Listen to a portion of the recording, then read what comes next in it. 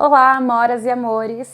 Eu fiquei de falar um pouquinho sobre o meu processo de reconhecimento enquanto escritora, enquanto poeta. E por que eu resolvi falar disso? Não só pelo lançamento aí de estreia do meu livro de poesia, Saraivadas, que já está quase chegando aí para vocês, mas também porque na minha rede de contatos eu tenho várias amigas que são escritoras e foi perceptível em cada uma delas, no processo delas, e comparando com o meu também, o quanto que nós mulheres ainda temos assim obstáculos e dificuldade para se reconhecer enquanto poeta, enquanto escritora. É como se a gente estivesse sempre colocando em xeque a qualidade da nossa escrita. E aí eu não estou nem dizendo de questões técnicas, eu estou falando de pessoas que realmente se preocupam em fazer uma escrita de qualidade, que vão atrás, faz oficina de escrita, faz curso, troca com pessoas que já estão na área há muito tempo, que sabe aceitar críticas construtivas para aprimorar, né, o seu processo aí de criação, mas que ainda assim não se sentia à vontade para se afirmar escritora, se afirmar poeta. Eu passei muito por isso, na verdade se eu for pensar assim, faz relativamente pouco tempo que eu me afirmo aí enquanto poeta, enquanto escritora, porque afinal de contas eu escrevo desde os 13 anos de idade. Eu considerava minha escrita poesia, não considerava minha escrita algo poético. Né, não considerava literatura. Uma porque eu ficava comparando com aquilo que a gente aprendia na escola, né, na aula de português, com os clássicos, por assim dizer. Então eu achava que o que eu escrevia não era poesia, porque enfim, não seguia uma métrica, não seguia uma quantidade de versos, de estrofes, e eu tinha essa impressão de que para ser poesia, para ser literatura, tinha que seguir esse padrão.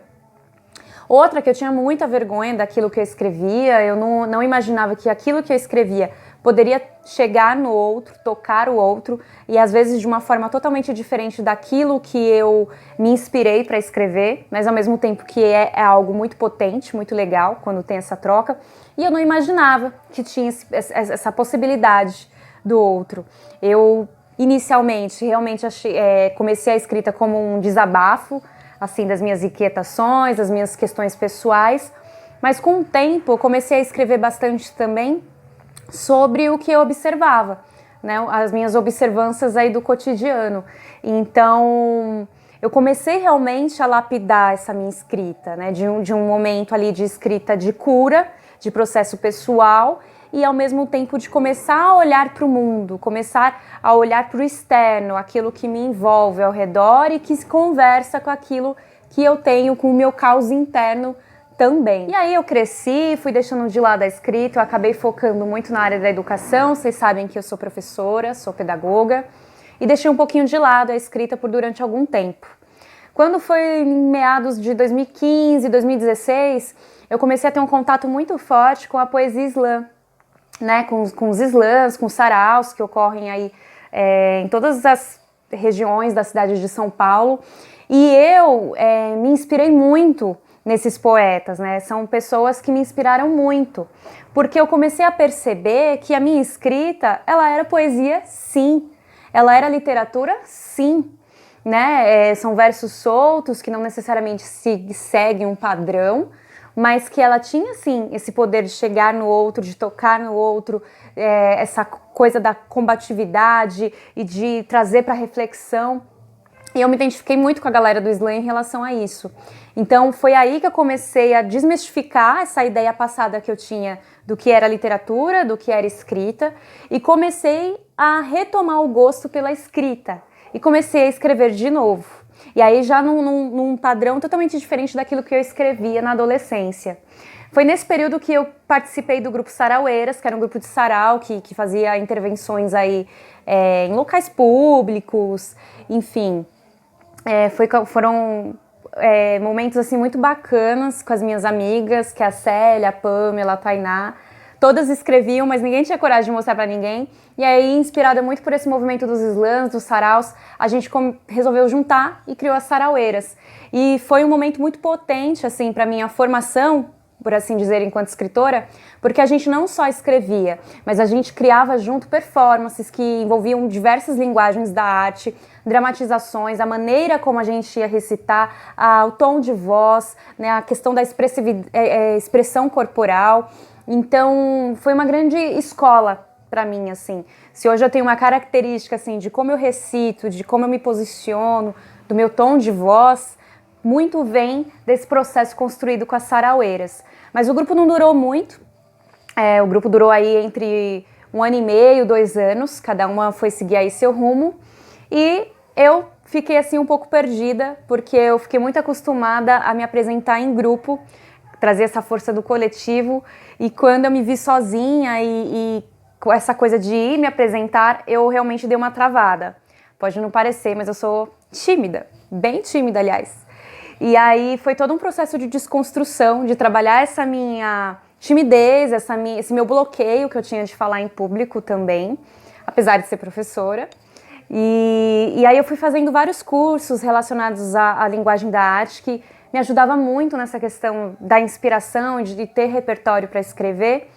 E aí, em 2018, eu consegui voltar para os saraus. Eu não consegui, na verdade, ficar mais distante disso, porque faz parte da minha identidade, de mim enquanto escritora. Não tenho como desvincular. Em 2018, eu voltei a participar dos saraus e aí eu não saí mais. Eu gostaria de participar com mais frequência. Não consigo, né, por conta aí da minha rotina enquanto professora, cursos que eu faço também relacionados à área da educação.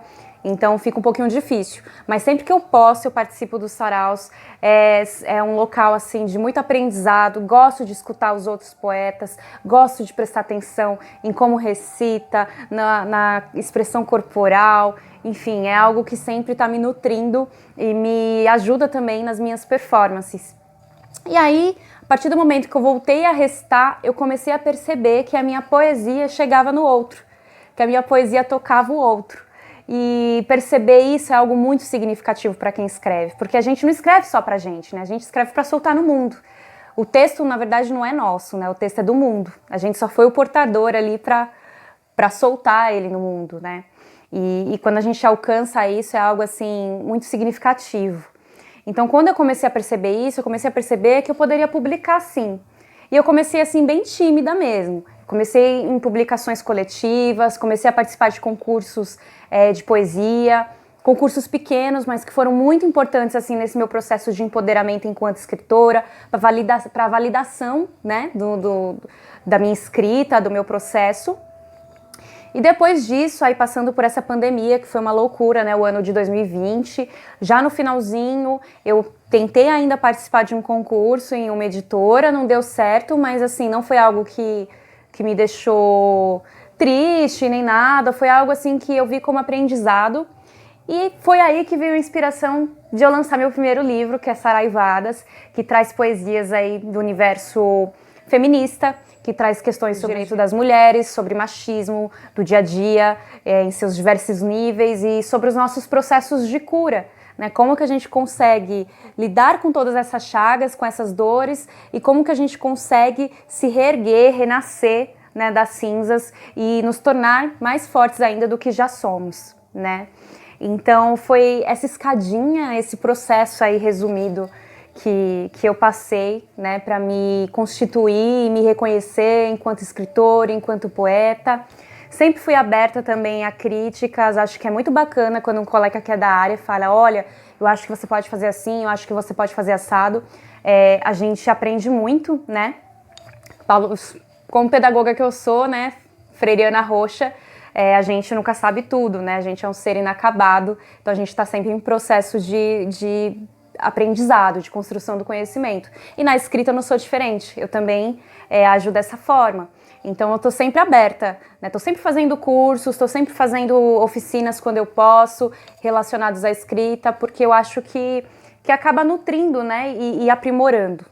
É bacana perceber como que era a minha escrita anos atrás e agora. É totalmente diferente. É uma Mari e outra Mari agora, né? Ou, se for olhar todos os anos, são várias Maris até chegar essa Mari do momento. Então, assim, é um processo muito bacana da gente perceber.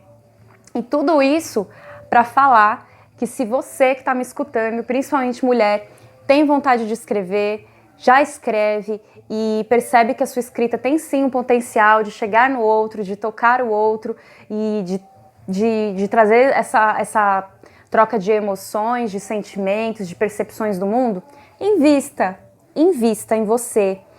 Aceite críticas construtivas, mas não aceite que diminuam você. Tem uma diferença, né? Não aceite que digam que você nunca vai conseguir alcançar. Você vai conseguir alcançar.